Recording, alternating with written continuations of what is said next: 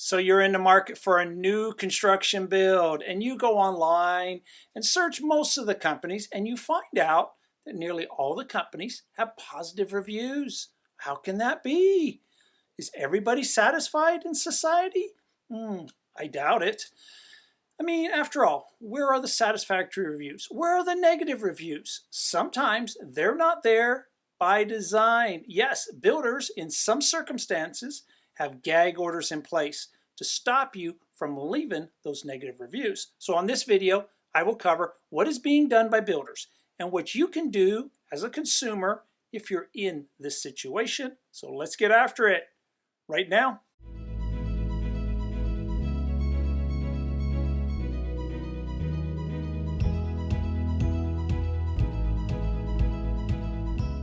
And welcome to the Living in Utah channel. I'm Mike Gallagher. I'm a local real estate agent. And if you want to learn everything about the state of Utah, you've come to the right channel.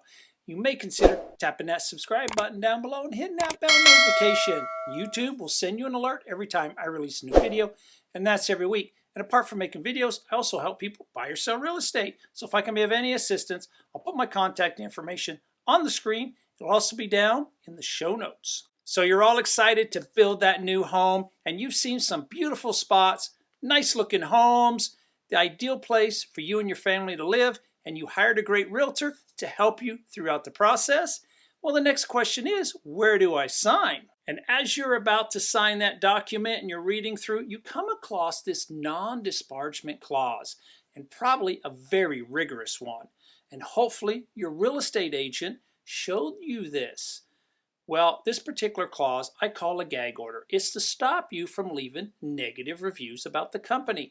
Most of the contracts that I've seen, it states that the buyer agrees not to disparage the seller in any public, private format, including social media, websites, and private meetings. Yes, meetings with family members, relatives, co-workers. Oh, really?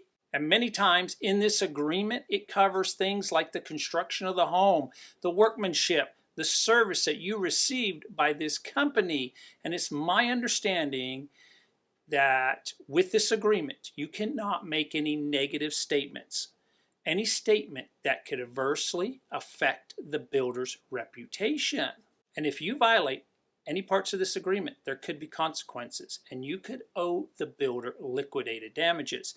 Now, I'm not going to name builders. I don't think that's fair because they may have the clause now, they may remove it, it may come back. But I will say there are many builders in the state of Utah with these clauses. There are many builders around the country with very similar clauses.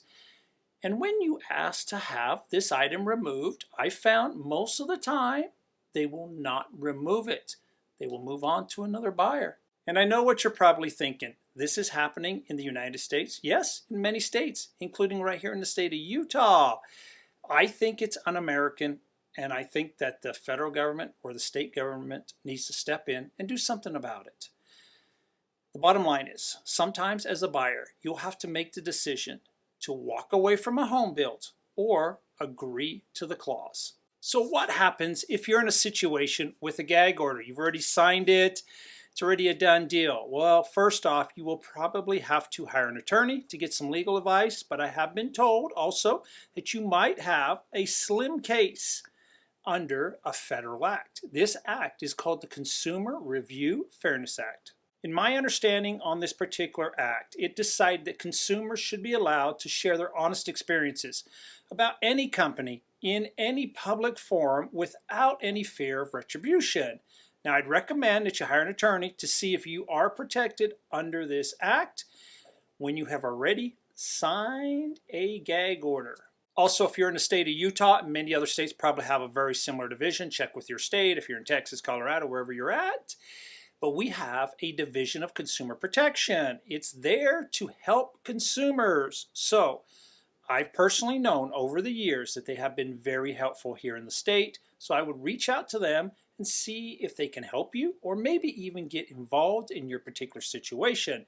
Because in my opinion, just my opinion, I think this is a suppression of speech, or as I call it, a gag order. Also, with this federal act, when you do leave a review, leave an honest review and make sure that your complaint has something to do with the service that you received.